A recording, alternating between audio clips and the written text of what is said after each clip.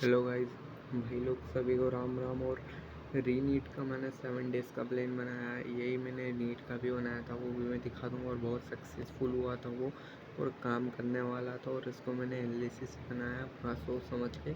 पूरा 1 हफ्ता लगा है मेरे को बनाने में, ठीक है। तो चलिए देखते हैं।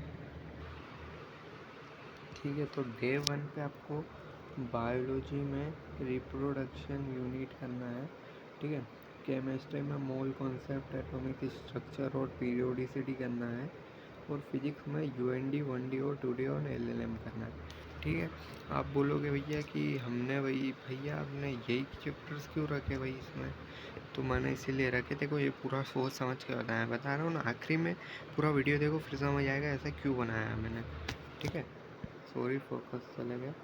डे 2 पे आप करोगे बायोलॉजी में करोगे आप जेनेटिक्स और इवोल्यूशन। उसके बाद केमिस्ट्री में आप करोगे केमिकल बॉन्डिंग, थर्मोडाइनमिक्स और इक्विलिब्रियम।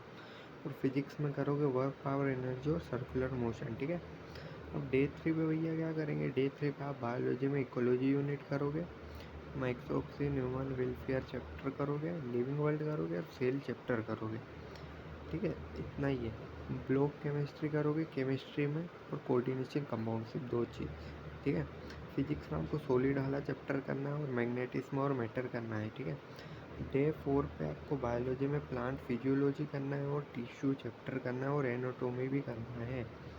केमिस्ट्री में आपको जीओसी करना है, आइसोमेरिज्म करना है और हाइड्रोकार्बन करना है। फिजिक्स में इलेक्ट्रोस्टैटिक्स और कैपेसिटेंस करना है, ठीक है। डे 5 चालू होगा, जिसमें आपको बायोलॉजी में ह्यूमन हेल्थ एंड डिसीज करना है, बायोटेक यूनिट करना है, बायोमोलिक्यूल्स करना है और मॉर्फोलॉजी करना है, ठीक है। केमिस्ट्री में आपको सॉल्यूशन, मतलब 12th की फिजिकल करना है, सॉल्यूशन, इलेक्ट्रोकेम और काइनेटिक्स। फिजिक्स में आपको मॉडर्न फिजिक्स करना है और सेमीकंडक्टर करना है, ठीक है। डे 6 बताऊँ, बायोलॉजी में आपको ह्यूमन फिजियोलॉजी करना है, केमिस्ट्री में हेलोल्केन्स करना है, अमाइंस करना है, बायोमोलिक्यूल्स करना है, और फिजिक्स में करंट, इलेक्ट्रिसिटी, ईएम वेव और ईएमआई करना है, ठीक है। डे 7 को मैंने डाटा डे क्यों लिखा है? क्योंकि इसमें डाटा कंटेनिंग चैप्टर आपको बायोलॉजी में बायोलॉजिकल क्लासिफिकेशन पढ़ना है, प्लांट किंगडम पढ़ना है, सेल साइकिल पढ़ना है और एनिमल किंगडम पढ़ना है, ठीक है। केमिस्ट्री में ऑक्सीजन कंटेनिंग कंपाउंड, जो कि 3 चैप्टर बचते हैं, वो करना है आपको। फिजिक्स में आपको मैग्नेटिक फील्ड करना है, एसी करना है, और थर्मोडाइनमिक्स और थर्मल प्रॉपर्टीज करना है। देखो, आई नो इसमें 3 से 4 चैप्टर छूटे हुए, टोटल 11 12 करके, ठीक है। वो मैंने 4 चैप्टर क्यों नहीं करे पता है?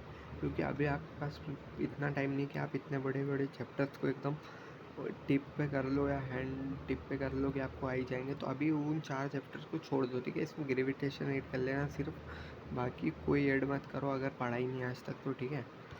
और आपके लिए स्टार टिप्स देता हूँ मैं। स्टार टिप्स क्या है कि जो अपना 90% टास्क है ना, वो डे पे ही ख़त्म करना। 90% टास्क उसी दिन ख़त्म करने की जितनी हो सके उतनी ट्राई करना, ठीक है। और रिवाइज बायो के एग्जांपल्स तुम डेली रिवाइज करो।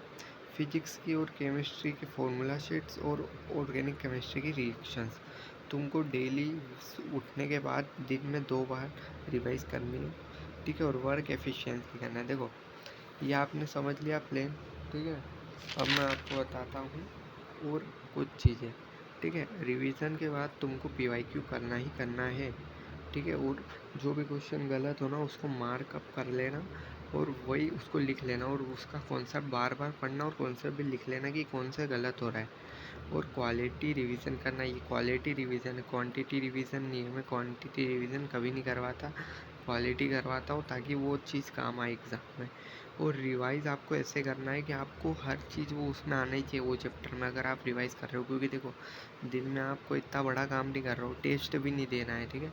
अगर आपके, मेरी बात सुनो, अगर तुम्हारे 5 नीट में या मॉक में अभी आ रहे हैं 500-300-400 से कम नंबर, तो तुम्हारे लिए यही अभी टेस्ट मत दो। क्योंकि तुम कहाँ लेक कर रहे हो? रिवीजन में ही तो लेक कर रहे हो। रिवीजन ही नहीं करोगे तो नंबर ही नहीं बढ़ेंगे, तो क्या मतलब वो चीज़ करके भाई? समझ रहे हो मेरी बात? समझ रहे हो? तो मॉक अभी मत दो। मॉक मेरे अंदाजे से आप 17-16 तारीख 18 तारीख को देना।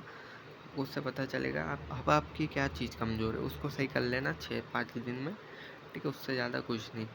और भैया, ये जो आपने बोली रिएक्शन शीट, फार्मूला शीट, भाई जितनी भी चीज़ें ना, मेरी टेलीग्राम पे फ्री ऑफ कॉस्ट अवेलेबल है। हर पेपर दिलवा दूँगा, हर चीज़ दिलवा दूँगा, हर चीज़ टेंशन मत ले, इसकी भी PDF वहाँ पे डाल दूँगा और कुछ अच्छे अच्छे क्वेश्चंस मैं डालता हूँ जो कि तू मेरे यूट्यूब पे भी देख सकता है और वहाँ टेलीग्राम पे भी मैं डालता हूँ, वहाँ से देखना। एकदम मस्त लेवल के क्वेश्चन है, क्या पता कुछ आ भी जाए।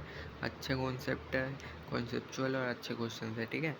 और सुन, ये सब तो ठीक है, तेरे को ये सब चीज़ें ध्यान से करना है, ठीक है। अब तू बोलेगा भैया आपने ऐसा ही क्यों बनाया, मतलब देखो इसमें रिप्रोडक्शन यूनिट है, इसमें मोल का भाई भैया। तो पहली बात तो ये फुल सिलेबस रिवीजन है, ठीक है। इसमें ऐसा नहीं कि हाई टॉपिक, अगर तेरे 200 से 300 नंबर, तूने आज तक कुछ नहीं पढ़ा है, 100-200 नंबर थे नीट में या मॉक में, तो मैंने रैंकर PDF का वीडियो डाल रखा है, वो जाके देख लेना और उसको पूरा कर 7 दिन में, ठीक है। इससे ज़्यादा अभी इस पर मत ध्यान दीजिए। उनके लिए जिनके 250 से 400 नंबर आए थे नीट में या 500 नंबर आए थे, वो कैसे इंक्रीज करे 650 तक कैसे जाए या 550 कैसे जाए, ठीक है। ये उनके लिए था। मैंने ये इसको प्लान ही ऐसा किया है कि एक दिन अगर बहुत ज़्यादा बर्डन दिया है तो दूसरे दिन हल्का किया उसको, ठीक है।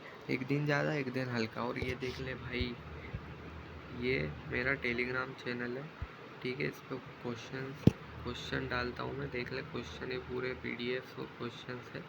और ये तेरा भाई का यूट्यूब चैनल है, ठीक है। ये तेरा भाई है, ठीक है, फुल सपोर्ट में। और तेरे को अगर रिवाइज करना है, MCQ अच्छे वाले करना है, तो ये कर लेना। और ये तेरी रैंकर PDF, ठीक है। चल सब्सक्राइब करके